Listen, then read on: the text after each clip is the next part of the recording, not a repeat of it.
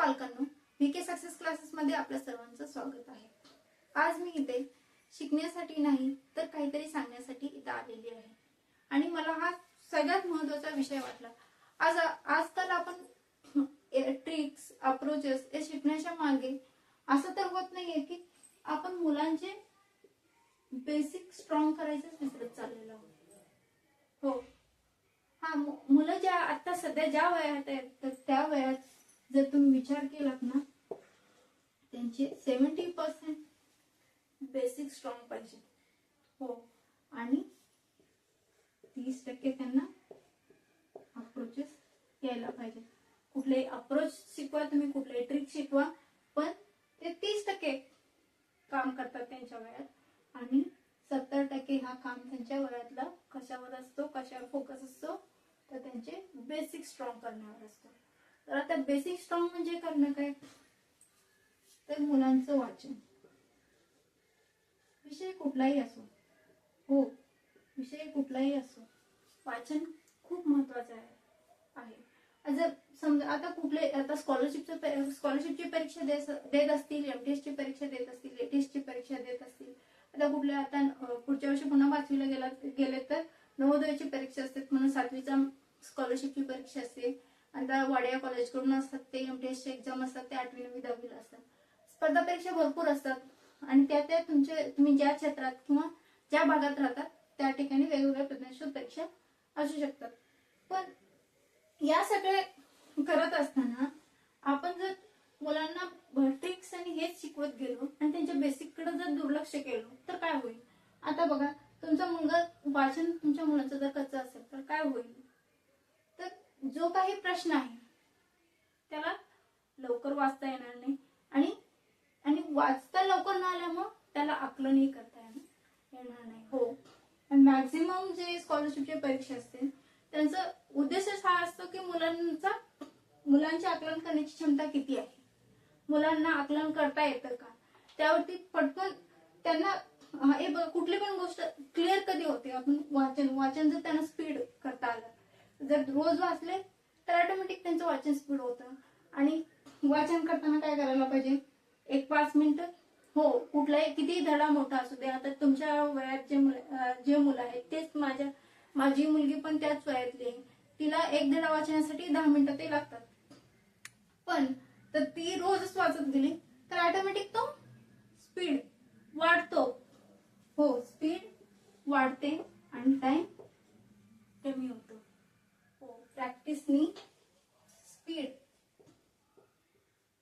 वाढते आणि टाइम काय होतं, लागणारा वेळ हे कमी होत जातो। आणि हा रेशो कुठल्या मुलांना जमतो तेच मुलं चांगले मार्क्स मिळवू शकतात। हो, हा सगळ्यात महत्त्वाचा मुद्दा आहे की कुठलीही गोष्ट जर सराव जास्त झाला तर मग ऑटोमॅटिक स्पीड वाढते।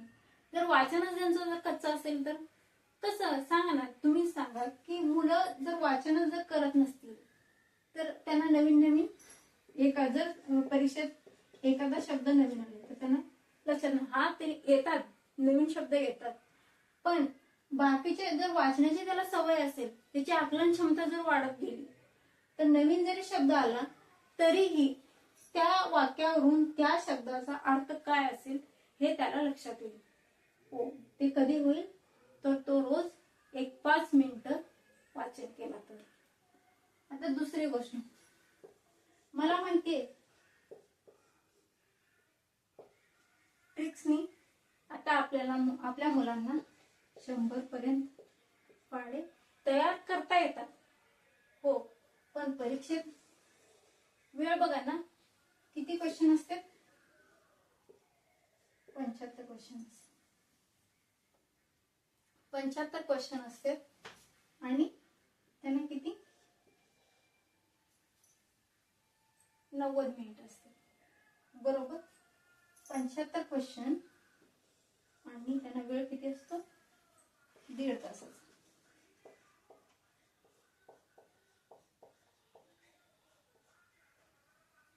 वेळ असतो आणि पाढे त्यांनी पाठ करण्याऐवजी तर परीक्षा तयार करत बसले तर हा, ती ट्रिक त्यांना यायलाच पाहिजे.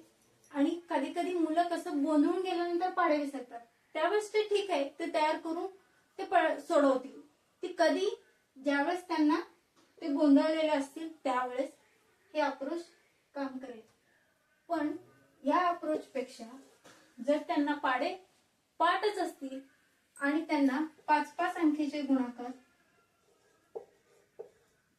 पाढे पाठ केल्यामुळं लवकर सोडवता येत असतील तर त्यांनी पाढे पाठ करावं का पाढे अप्रोचून शिकावं? नक्कीच पाढे त्यांनी पाठ करायला पाहिजे. मग पाढे पाठ करण्यासाठी आपण रोज आपण मुलांना किंवा वर्गातला जो घरचा अभ्यास असतो त्यामध्ये मुलांना पाढे दिलेले असते. पण पाढे रोज मुलं पाठ करतात, पण आपला ब्रेन जो आहे तो काय, आपण पाठ केलेल्या गोष्टी आठवण्यापेक्षा ज्या गोष्टी आपण पाठ केलो त्या गोष्टीचं काय आपण आठवण्याचा प्रयत्न केला, त्यालाच काय म्हणतात, रिकॉल करणे. म्हणजे आपल्याला आयुष्यात कुठली, आता तुमच्या स्वतःची जरी गोष्ट तुम्ही घेतलात तरी तुम्हाला त्याच गोष्टी लक्षात राहिलेत ज्या गोष्टी तुम्ही पुन्हा पुन्हा आठवल्या. तुमच्या लहानपणी एखादी गोष्ट घडली असेल तर ती गोष्ट घडल्यामुळे तुमच्या लक्षात नाही राहिली, तर ती गोष्ट तुम्ही पुन्हा पुन्हा म्हणजे कुणाला तरी सांगताना किंवा पटकन तुम्हाला काहीतरी घडलं, तशी सेम रिलेटेड गोष्ट कुठे घडली तर पटकन ती गोष्ट लक्षात कशामुळे, कारण तुम्ही ते पुन्हा पुन्हा आठवलेले असतात. मग त्यामुळे काय करायचं, पाढे पाठ करताना तीच पद्धत वापरायची.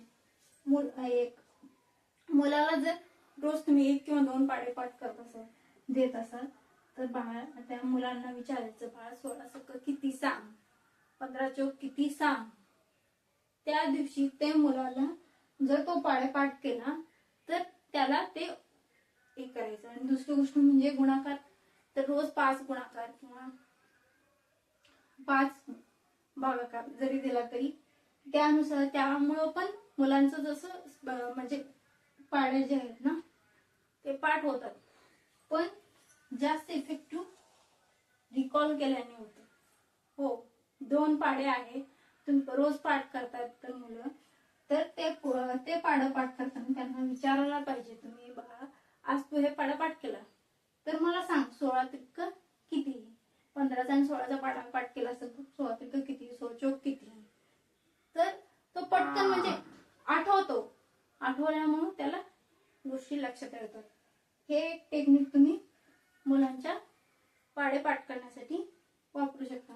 वाचन करताना नवीन नवीन शब्द जे येतील ते जर ते मुलांनी त्याचा उच्चार समजत नसेल ते तुम्हाला विचारतील येऊन, आणि त्याचा अर्थ नाही जर कळालं तर ते सुद्धा तुम्हाला येऊन विचारतील.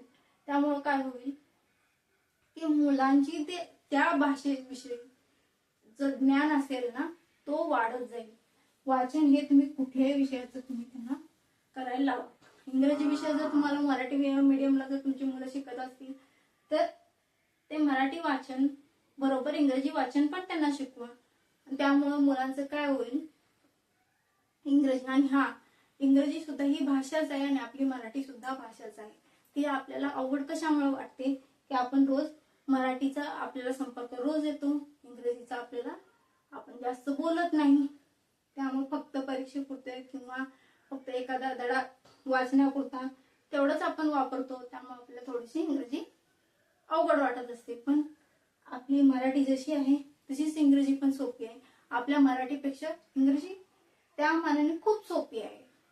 आपल्या काना विलांटी मात्रा आहे इंग्रजीमध्ये, तर तसं काहीच नाही. पण आपल्याला आवड, आपण वापरत नाही ती भाषा, त्यामुळं आपल्याला अवघड वाटते. तर तुम्हाला अवघड वाटू नये, तुमच्या मुलांना जर सोपं जावं असं वाटत असेल तर त्या मुलांना रोज इंग्रजीचं पण वाचन करायला लावत जावं आणि मराठीचं पण वाचन करायला लावत जावं. आणि त्याच्यात जर जे काही त्यांना कळत नाही त्या शब्दांना अंडरलाईन करायला लावायचं आणि तिथेच त्यांना शक्य असेल तर तिथेच त्याचा उच्चार, त्याचा अर्थ लिहायला लावायचं. त्यामुळे जेणेकरून ते पुन्हा ज्यावेळेस ते धडा किंवा ते जे काही ते धडा वाचत असतील किंवा जे वाक्य असतील त्यावेळेस त्यांना ते तिथं खाली लिहिल्यामुळं त्यांना लक्षात येईल, म्हणजेच काय पुन्हा रिकॉल होईल. त्यामुळे त्या भाषाविषयीचं त्यांचं ज्ञान समृद्ध होत जाईल. आणि दुसरं अजून एक टेक्निक म्हणजे, आता मुलं शाळेतून घरी येतात.